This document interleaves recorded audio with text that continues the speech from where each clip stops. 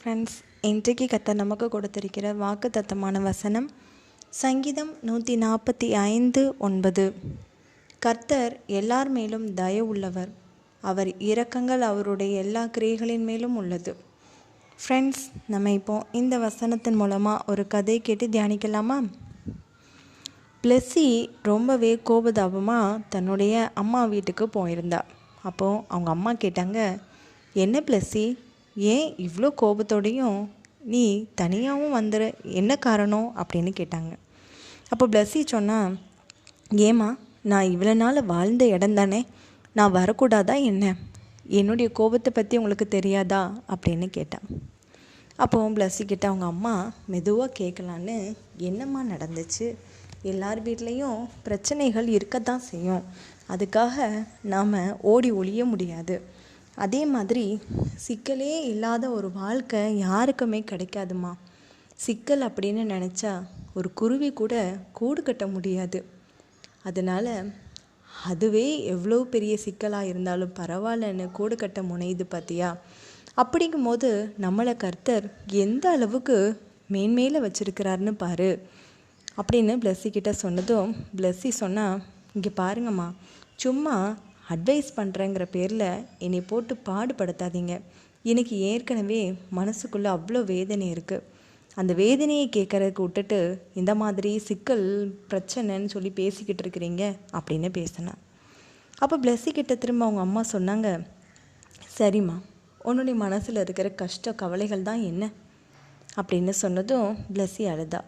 இங்கே பாருங்கம்மா, எல்லார் வீட்லேயும் எப்படி எப்படி இருக்காங்கன்னு எனக்கு தெரியாது. ஆனால் என்னோடய ஃப்ரெண்ட்ஸில் எல்லாரும் அவங்கவுங்க ஹஸ்பண்ட் கூட ரொம்ப சந்தோஷமாக இருக்கிறாங்க. என்ன நினச்சாலும் வெளியில் போயிடுறாங்கம்மா. ஆனால் நான் மட்டும்தான் ரொம்பவே மன கஷ்டத்தோடு இந்த மாதிரி ஒரு கூட்டுக்குள்ளே இருக்கிற மாதிரி நான் இருக்க வேண்டியது இருக்குது. அது மட்டும் இல்லை, எங்களுக்குள்ள ஏதாவது சின்ன சின்ன பிரச்சனைகளே பெரிய பிரச்சனைகளாக காட்டுது. ஒவ்வொரு நாளும் போகிறது பெரிய யுகம் மாதிரி தெரியுது. இப்படிப்பட்ட வாழ்க்கையில் நான் வாழ்கிறத காட்டிலும் தனிமையாக வாழ்ந்துட்டு போயிடலான்னு எனக்கு தோணுச்சுமா அப்படின்னு சொன்னதும் பிளெஸ்ஸியோட அம்மா சிரித்தாங்க. என்னம்மா, நான் வேதனையோடு பேசுகிறேன், நீங்கள் இப்படி சிரிக்கிறீங்க அப்படின்னு கேட்டா. அப்போ அம்மா சொன்னாங்க, பிளெஸ்ஸி, நீ சொல்கிறத பார்த்தா ரொம்ப வேடிக்கையாக இருக்குது.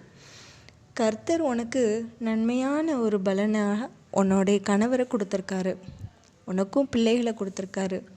அதெல்லாம் விட்டுட்டு சும்மா ஆடம்பரமாக வெளியில் போகணும், இப்படி இருக்கணும் அப்படி இருக்கணும்னு யோசிக்கிறது ரொம்ப பெரிய கஷ்டம் இல்லாமா அப்படின்னு சொன்னாங்க. அப்போ பிளெஸ்ஸி சொன்னால், இங்கே பாருங்கம்மா, இந்த காலத்தில் எதிர்பார்க்குற மாதிரி எல்லா ஆண்களும் இருக்கத்தான் செய்கிறாங்க. ஆனால் எனக்கு கடவுள் கொடுத்தது மட்டும் ஏதோ விசித்திரமாக இருக்குது. எதுலேயுமே ஒரு நல்ல விதமாக இருக்கவே மாட்டேங்கிறாங்களே அப்படின்னு சொன்னான். அப்போ பிளெஸ்ஸியோட அம்மா சொன்னாங்க, சரி, இது ஒரு உனக்கு சிக்கல்னு நினச்சிக்கோ, ஆனால் கூட்டை கட்டுறதில் நீ விடக்கூடாதுல்ல, அழகாக உன் வீட்டை எடுத்து கட்டணும்லாம்மா அப்படின்னு சொன்னாங்க. இங்கே பாருங்கம்மா, வீட்டை எடுத்து கட்டுறது, இந்த மாதிரி குருவி மாதிரி கூடு கட்டுறதுலாம் எனக்கு தெரியாது. எனக்கு கரெக்டாக பேசலை அப்படின்னா எனக்கு ரொம்ப கஷ்டமாக இருக்கும். ஒரு வார்த்தை சொல்லிவிட்டு அடுத்தது உடனே வேறு மாதிரி பேசுகிற வாழ்க்கை எனக்கு பிடிக்கலம்மா. ஏன் ஒரே மாதிரியான அன்போடு நிலச்சி நிற்க முடியலன்னா எதுக்காக நம்ம வாழணும் அப்படின்னு சொல்லி பேசினான். பிளெஸ்ஸிக்கு கர்த்தர் தான் நல்ல விதமாக புரிஞ்சிக்க முடியும்னு சொல்லிட்டு, கர்த்தர்கிட்ட நீ வேண்டிக்கோ, கர்த்தர் உனக்கு தயவு செய்வார். அவர் நம்ம மேலே ரொம்ப இரக்கம் வச்சுருக்காருமா.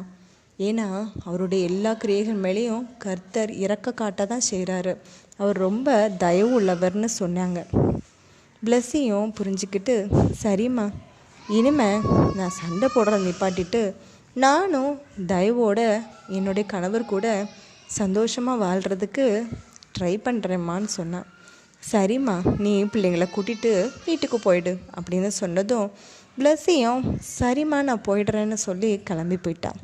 அதுக்கப்புறமா பிளெஸ்ஸி எந்த விதமான வாக்குவாதங்களோ இல்லை இங்கே போகணும் அங்கே போகணுங்கிற ஆசைகளை தன்னோட கணவர்கிட்ட சொல்கிறத காட்டிலும் கர்த்தர்கிட்ட சொல்லுவோம் அப்படின்னா எங்களுக்குள்ள சண்டைகளே வராதில்லைன்னு சொல்லி யோசிக்க ஆரம்பித்தா பிளெஸ்ஸி. அதுக்கப்புறம் அவளுடைய வாழ்க்கை ரொம்பவே சந்தோஷமாக இருக்க ஆரம்பிச்சிச்சு.